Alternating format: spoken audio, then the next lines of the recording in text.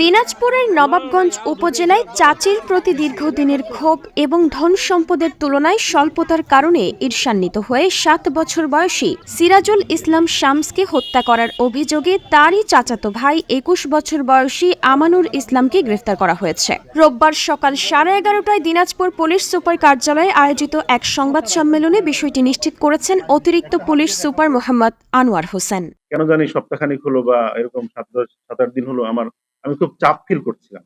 হ্যাঁ, আমি খুব প্রেশার ফিল করছিলাম।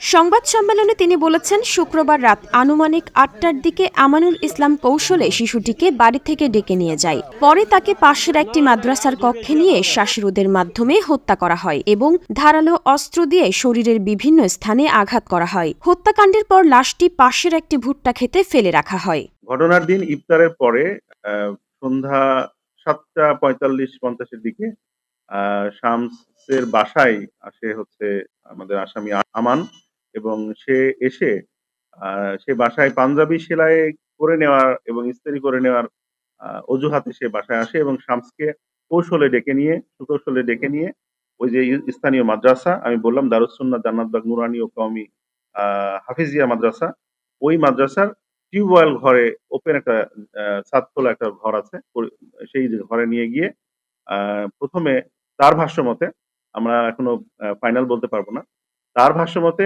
স্ট্যাঙ্গুইল করে বা মুখ চেপে ধরে এবং গলা চেপে ধরে ফ্লোরে ফেলে দিয়ে অচেতন করে ফেলে বা মেরে ফেলার চেষ্টা করে।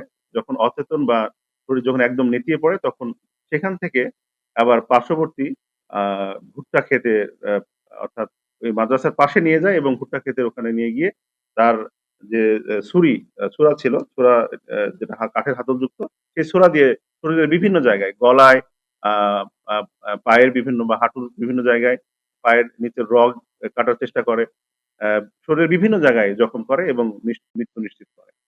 তার এই যে শামসকে হত্যার মূল কারণ হিসেবে সে প্রাথমিক জিজ্ঞাসাবাদে সে দায় স্বীকার করে আমাদেরকে বলে যে আসলে তার চাচি তাকে দেখতে পারতো না বা তার সম্পর্কে খারাপ ধারণা ছিল, সবসময় তাকে ইগনোর করতো, নেগলেক্ট করতো। এই প্রেক্ষিতে তার চাচির ওপরে প্রতিশোধ নেওয়ার একটা আহ, আহ, মনস্তাত্ত্বিক বিষয় চলে আসে এবং সেই জন্যই সে এই পরিকল্পনাটা প্রথমে স্টার্ট করে যে আমি মেরে ফেলবো।